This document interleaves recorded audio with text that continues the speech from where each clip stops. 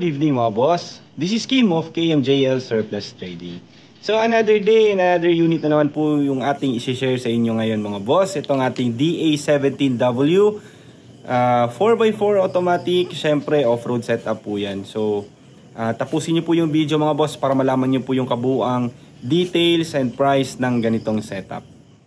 And syempre maraming salamat po mga boss sa patuloy nyo pong pagsosuporta and pagtitiwala sa KMJL Surplus Trading. So yung unit natin ngayon mga boss is DA17W R06A engine turbo automatic 4x4. Ayan, so napakahirap hanapin mga boss. Actually meron pa tayong tatlong backlog ng DA17W na 4x4. Meron tayong dalawang Luzon and isang Camigen. So nag-attempt na po ako na i-encourage sila na mag 4x2 dahil nga sobrang hirap talaga humanap ng 4x4 na DA17W. But yun nga, yung gusto talaga nila is DA17W na 4x4 and willing to wait naman daw po sila ma'am and sir. Kaya ayun, tuloy-tuloy pa rin sa paghahanap ng mga DA17W na 4x4. Anyway mga boss, eto yung ating unit. And tapusin nyo po yung video mga boss para malaman nyo po kung magkano yung inabot ng ganitong setup. So napaka-unique mga boss. Actually ito yung pinakaunang DA17W na wrap po siya ng mga stickers.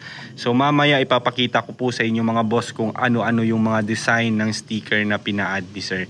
So yung owner pala nito mga boss is si Sir Arwin Dino of Sorsogon. Shout out po sa iyo sir. Maraming salamat po sa pagtitiwala nyo po sa amin dito sa KMJL Surplus Trading.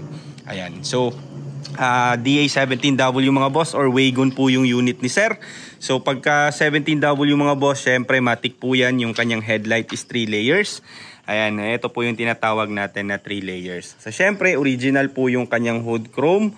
Meron po siyang 2 layers ng 3 layers pala ng hood chrome. So 2 layers dito sa hood and dito po sa kanyang bumper built-in.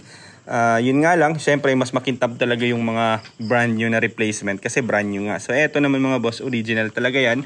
Meron po siyang logo ng Suzuki. Ayan. So bumper niya mga boss, syempre iba talaga yung bumper ng 17W. Mapa high-end or low-end na 17W. Basta W series mga boss. Meron po siyang original na fog lamp kung ikukumpara natin sa mga 17V series. So ito W series mga boss, meron po siyang original na fog lamp. Original po siya dun sa kanyang bumper. Mapapansin nyo, ayan, meron po siyang original talaga. Factory na tawag yan, fog lamp. And yung fog lamp niya, kinagandahan mga boss, meron po siyang nakapalibot na chrome. Original po yan. And meron naman din po tayong mga fog lamp na ganito yung design. But copy na po siya gamit ng ating fiber. So meron po tayong tawag yan, accessories na ganyan. Pagka yung unit nyo po is ganyan and gusto nyo po magpa-add ng fog lamp na kaparehas po ng ating 17W. So ayun mga boss, syempre off-road setup po ito. Lifted po ito ng 3 inches.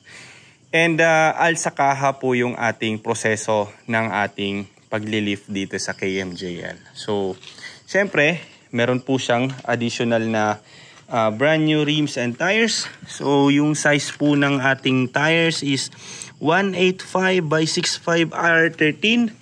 And meron po siyang brand new rims. So, ito po yung color and design na pinili ni sir. And meron din po siyang mud terrain. So, mud terrain po yan talaga dahil nga off-road setup to.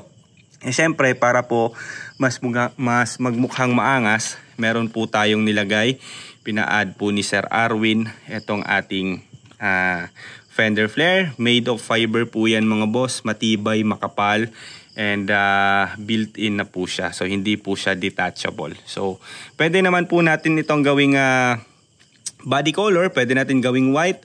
But syempre inaayon talaga natin yung saktong tema ng off-road setup. So ginawa nating black para mas maangas and ma-emphasize yung kulay nito and yung design ng ating mags. So color nito pala mga boss is pearl white. So one color lang po siya mga boss. Meron din namang iba nagre-request ng two-tone, Tulad niyan, two-tone po yan. But sa gitna lang po, hindi po kasama yung kanyang roof. So eto naman mga boss, buong pearl white po siya, and then meron siyang additional na mga sticker. So ano-ano pa po ba yung mga accessories para magkumpleto yung ating off-road setup? Syempre meron tayong front and rear na steel bumper. So aside from that mga boss, syempre meron tayong bagong design ng ating steel bumper. Steel ladder. Ayan. So mapapansin nyo mga boss, bagong design po yan. Kung dati kasi mapapansin nyo yung ating mga design ng ating steel ladder is napaka-simple, medyo payat and medyo mababa. So ito mga boss, nag-imbento kami. Meron tayong ginawang mga siguro nakatatlo tayong na steel ladder na nag-trial and error tayo para makuha natin yung pinaka-best na design, pinaka mas maangas, mas matibay, mas pinaganda, mas pinakapal, and mas pinahaba syempre para hindi tayo mahirapan umakyat from steel bumper to steel ladder and steel ladder to roof carrier. So ito po yung ating bagong design ng steel ladder mga boss. Medyo mahal nga lang kung ikukumpara natin dun sa dating design, which is atin ng finish out. So ito po yung bago natin. Medyo may konting adjustment lang sa price kasi mas madami and mas mahal yung materyales dito mga boss. So ayan, meron po siyang steel ladder. Ayan. So sa mga nagtatanong kung ano po yung itsura ng taillights ng ating 17W, mapa high roof or low roof mga boss, pahiga na po yung design ng ating tawag yan, taillights ng mga 17W. Mapa mapa JP type or PZ type, yung mga simple na basic na wagon. Pahiga na po talaga yung lahat ng mga taillights nila. Pahiga and medyo mahaba. So mas maganda talaga yung taillights ng ating mga DA17W unit. Ayan. So syempre mga boss, meron din pong pina-add si sir na wrap around 3M tint. So yung 3M tint natin mga boss, syempre yung harap natin is magic tint, and then medium black, super black, and sa likod naman is medium black. So napaka-importante niyan mga boss, lalo na pag medyo hindi tayo nakita pag gabi, medyo may problema yung mata natin. Etong ating setup sa tint natin na magic tint sa harap, mas malinaw po yung vision natin pag gabi dito sa magic tint. Ayan. And meron din po tayong nilagay na roof carrier. So request din po yan ni Sir Arwin. Roof carrier ng DA17W. So sa roof carrier naman mga boss, indicated na po yan sa ating CR. Nakalagay na po doon with detachable carrier. So pwede natin tanggalin and ikabit anytime. Wala po yung violation. Ayan. And dahil nga mga boss, nag-avail si sir ng ating VIP ceiling, syempre kasama na din po yung ating back pads or back door pads. Naka-VIP na din po yan mga boss. So sa mga nag-avail din po ng ating matting, yung brand new mattings natin mga boss, syempre kasama na po yan dito sa likod. So pag 17W naman mga boss, mapapansin nyo meron po siyang mga plastic. So mas maganda talaga yung interior ng 17W. Left and right meron po siyang mga plastic, and then meron din po siyang konting speaker dito sa likod. Ayan, left and right din po yan mga boss, and meron din po siyang isang side ng lagayan ng mga gamit. So and ito yung disadvantage mga boss ng plastics natin. Tingnan nyo mga boss, meron po siyang mga bakat. So yan po yung mga bakat from Japan. So eto naman mga boss, nilinis lang natin itong ating door pad sa likod. Syempre kahit anong gawin natin ditong pintura mga boss, kahit lagyan pa natin yan ng mga plastic primer, dadating talaga yung araw na matutuklap yan. Kaya as much as possible, nag-i-stay tayo dun sa pinaka-stock niya.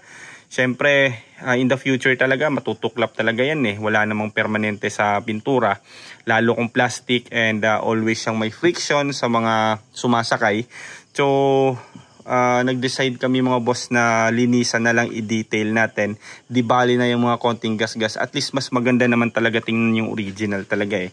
Anyway mga boss, meron din po siyang extra backseat sa likod. So yung backseat naman dito, pwedeng upuan ng dalawang bata, And syempre, meron tayong extra storage. Sa storage mga boss, pwede natin lagyan ng mga kahit anong baon natin. Baon natin ng mga tools, baon natin ng mga coolant, tubig, oils, ATF, or any na kasya dito sa ating extra backseat. Ayan. So, napakaganda talaga ng 17W mga boss. Yun nga lang, masa pricey po siya kumpara natin sa mga 17V series, especially sa 64B. So, si 64B po yung pinakamura natin sa ngayon. Sila po yung mga tested talaga na unit dati nung wala pang 17W. So, nung lumabas si 17W, syempre, mas madaming advantage itong ating 17W kasi nga, mas bago. So, nag-innovate na sila, mas matipid, mas malamig yung aircon, mas powerful, and madami pong advantage. And kaya din po siya mas mahal. Kaya, ayan. So, balik tayo dito mga boss. Pakita ko lang sa inyo ulit yung ating mga upholstery. Napakaganda. So, this one naman, nagtataka kayo mga boss, bakit iba po yung kulay niya? Kasi nga, yan po yung request ni Sir Dino, yung owner nito. So, yung tinerno lang natin is yung upuan and yung backseat. Yung backseat natin, tinerno natin dito sa ating center color, which is dark beige.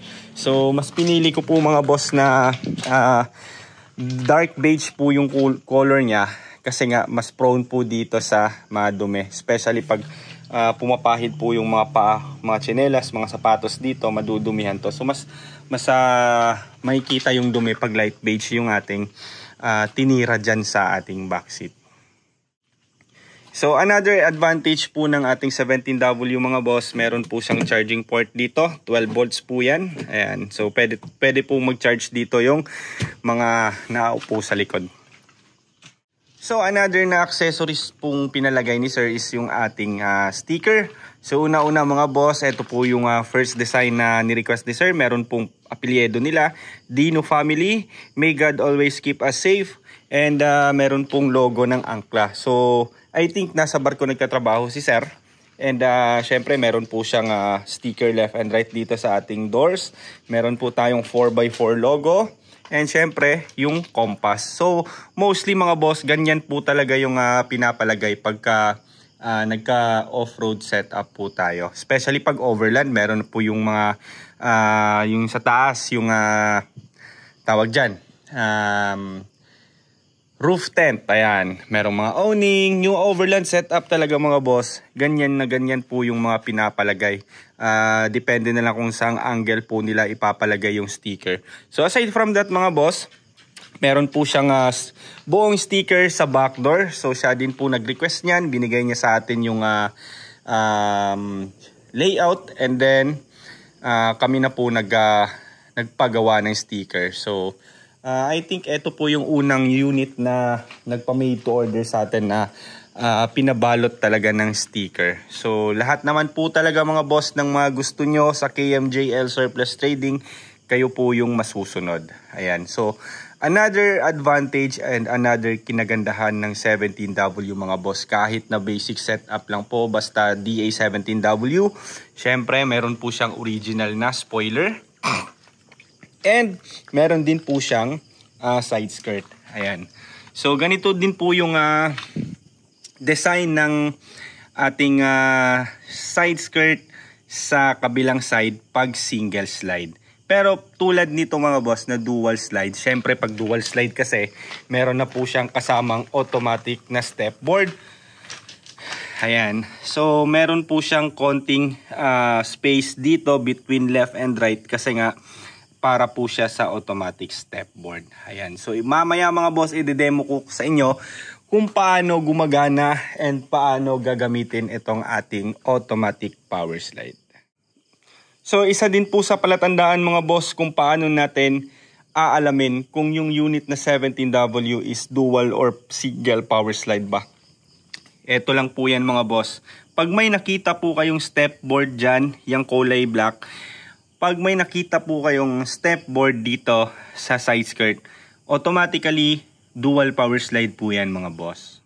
So isa din po sa advantage ng ating 17W mga boss, syempre wala na po siyang susi dahil nga remote na po yan. So yung unit na to mga boss, lahat po madalas ng 17W na dumadating dito. Even the 17V, kahit 64V mga boss, isa lang po yung susi na dumadating dito sa Pilipinas kasabay ng unit. So nung dumating yung unit na to, isa lang talaga yung susi nito. Ayan. And nag-request din po si Sir Dino na magpa-reprogram or magpa-add ng additional susi or remote ng 17W. So baka daw in the future mawala daw nila or ma-misplace, at least meron pa silang isang susi. So medyo may kamahalan lang yung pagpapa-reprogram ng isang susi nito, but yun talaga yung gusto ni Sir, kaya nagpa-reprogram tayo. So papakita ko sa inyo mga boss kung paano gumagana yung ating automatic power slide. So meron po siyang switch doon, kasabay po doon sa knob, sa labas and sa loob. And meron din po siyang push button doon sa may dashboard. So unahin natin to mga boss.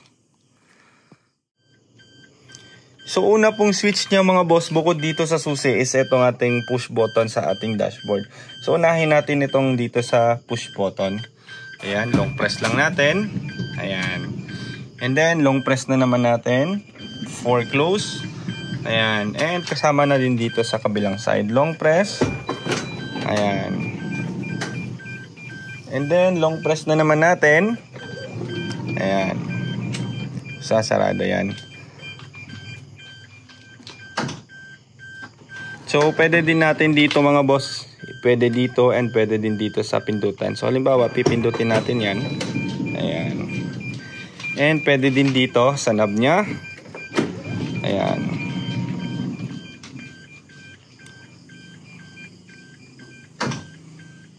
So kung sakali naman mga boss, andito tayo sa loob. Halimbawa nakaupo na tayo. So paano natin isasara? So dito lang tayo mga boss sa kanyang doorknob. Naka ano pala. Yun. Wait, ulitin natin So hihilain lang natin ito. Ayan. So magsasara na siya.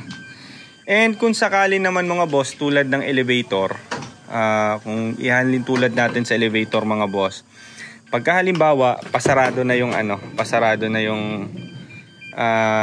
sliding door, tapos meron pang pasahero hindi nakasakay, eto pong rubber na to mga boss, yan po yung sensor nya. So pagka natamaan ng any object like kamay natin, braso natin, sample ko lang sa inyo, yan, tapos natamaan, yan, babalik yan mga boss, kaya hindi tayo maiipit. Ayan babalik yan kahit na nasa pinaka bandang sarado na talaga siya. Ayan. So either mag-i-stop siya or babalik siya dun sa gilid. So paano nga ba gumagana yung ating automatic na stepboard mga boss? Pagka i-open po natin itong ating sliding door na driver side or likod ng driver side, automatically lalabas po yung ating stepboard. So ganito lang po siya mga boss. Ayan. And pag sasara natin, sasarado din yan.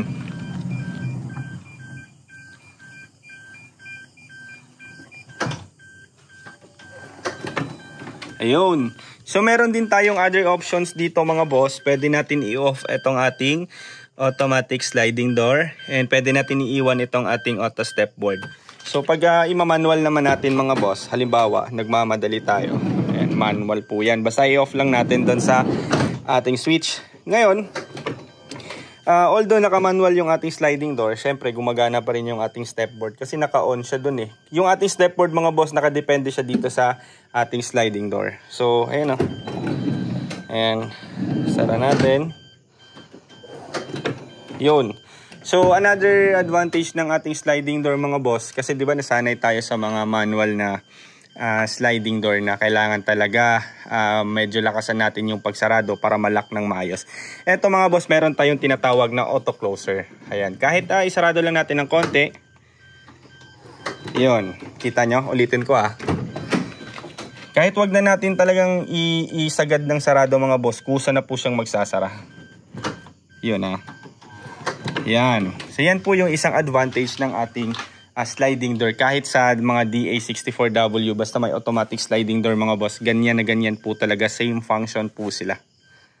So another naman na option ng ating switch ng ating automatic sliding door mga boss, bukod dun sa ating push button and dito sa ating knob and dito sa push button ng ating doorknob, pwede din natin gamitan ng susi. So pipindot lang natin tong ating either left or right. Wait lang yun. And then i-close natin. Yun. So dito naman sa kabilang side mga boss, pipindutin lang natin tong right side ng ating remote. Ayun. And syempre, pag sarado, pwede din natin ipasarado gamit tong remote. Lalo pag malayo tayo. Ayan. Yun. So ganun po yung paggamit ng ating mga automatic sliding door ng ating DA17W. So mapa DA17W or 64W mga boss, parehas lang po sila ng function, parehas lang po sila kung paano gamitin. Another thing mga boss, yung ating 17W mga boss or tinatawag natin na wagon is captain seat po siya. So advantage po ng captain seat mga boss, syempre meron po siyang headrest, mas comfy po tayo sa biyahe lalo't long drive. Meron po tayong armrest and kasama na din po sa harap, meron po siyang armrest. Hindi pa pala na hindi pa siya na higpitan. Anyway, meron din po siyang armrest sa harap and meron din po siyang headrest sa likod. So this one is napaka-importante lalo sa driver, lalo't long drive, laking tulong po nitong ating headrest.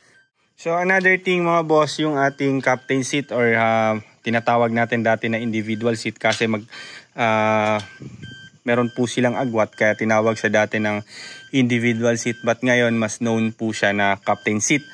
So another mga boss is itong ating knob. Ayan, pwede natin matupi yung ating upuan sa likod. Same na din po dun sa kabilang side, pwede natin matupi. Yung ating headrest pwede natin ma-adjust, pindutin lang natin dito and then ma-adjust natin to pataas. Lalo na pag yung umupo dito is matangkad. So pwede natin tupiin and meron tayong knob dito, hilahin natin para itong ating upuan is malagay dito sa ating flooring. Ayan. And syempre yung kinagandahan ng ating mga 17W mga boss, kung ikukumpara natin sa mga captain seat na semi-wagon, yung wagon mga boss is na-adjust din po siya. Ayan. Katulad din dun sa kabila, ma-adjust din po siya. So sa mga DA17V na captain seat lamang is hindi po sila na-adjust. So mas meron talaga mga advantage itong DA17W.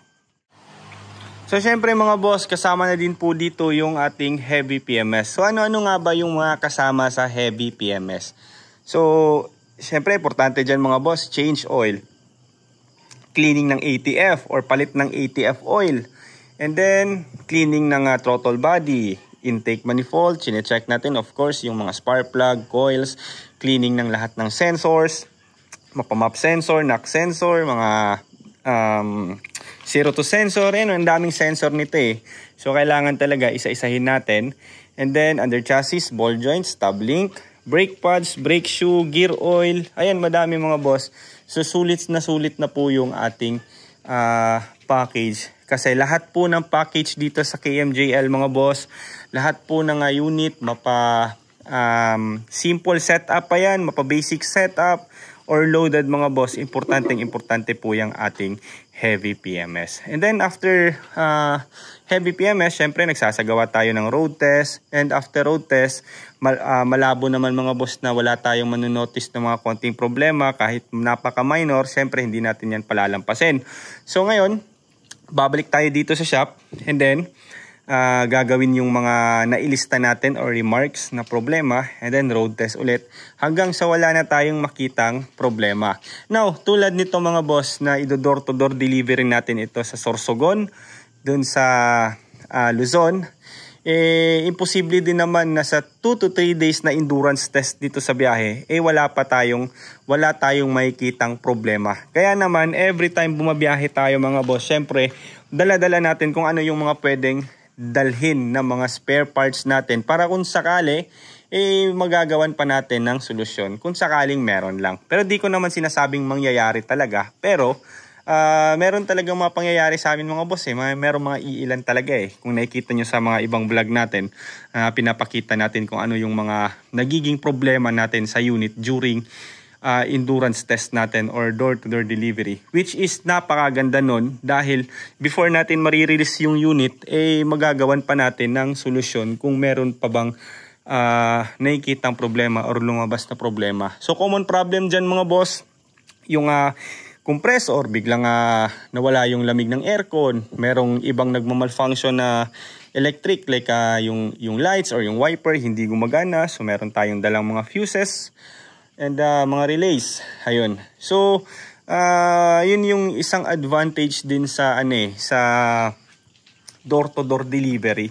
But yung mga ibang unit naman natin na siniship natin via to-go or solid shipping line.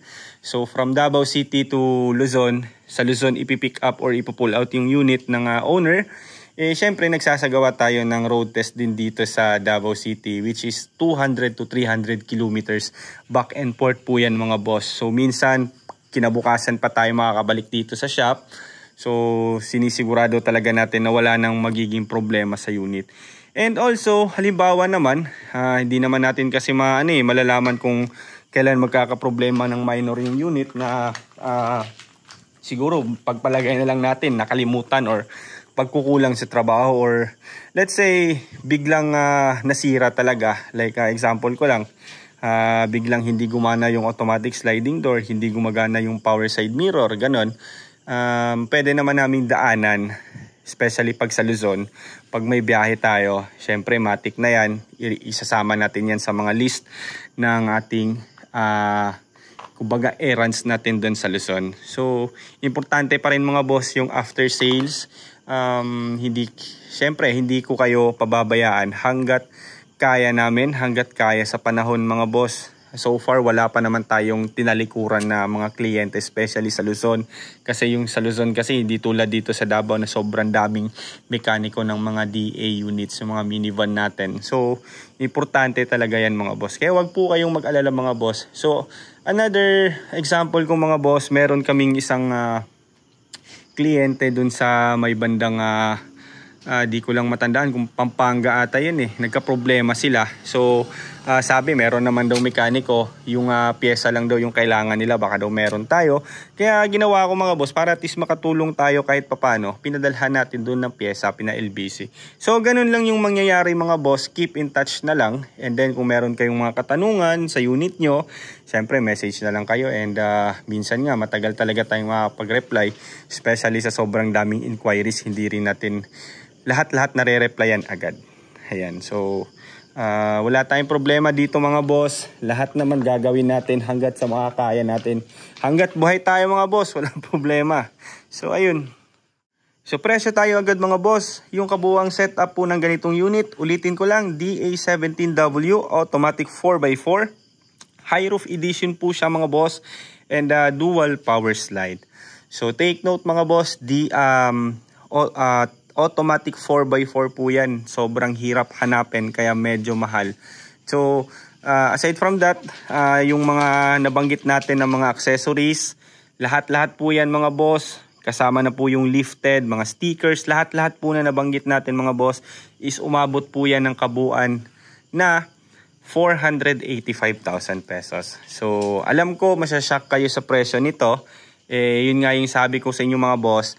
The more po na madami tayong accessories na ipapalagay, the more din po na tataas po yung presyo natin. So far, this year, ito po yung pinakataas na setup na wagon na inabot natin ngayon. Itong 485. Kasi madalas kasi pagka 17W kasi medyo mataas na yung presyo. So wala nang additional sa atin ng lift up, ng mga mud terrain tires, off-road setup, wala masyado pag DA17W kasi nga mahal na siya. But this time, since open budget naman si sir, sa dami ng mga accessories na pinalagay niya, ni request, Lahat-lahat na po yan mga boss, umabot po siya ng 485,000 pesos. So kung gusto niyo naman ng medyo mababang presyo mga boss, syempre bawasan natin yung accessories. Hindi naman necessary talaga na gayahin natin yung kabuang setup ng ganitong unit. But for your idea mga boss, para meron po kayong idea, yun po yung inabot na presyo nito, 485,000 pesos.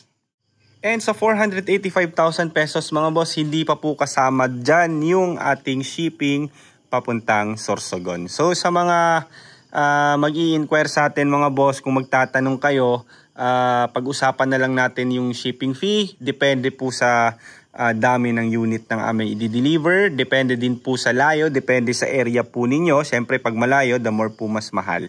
Ayan. And also bukod pa din po yan sa 485 yung kanyang K-programming. So hindi pa po kasama yung K-programming doon. And tanging unit and kabuang setup lang po yung 485,000 pesos. Ayan. Maraming salamat po mga boss sa patuloy nyo pong pagsusuporta sa KMJL Surplus Trading, and see you po sa ating next vlog.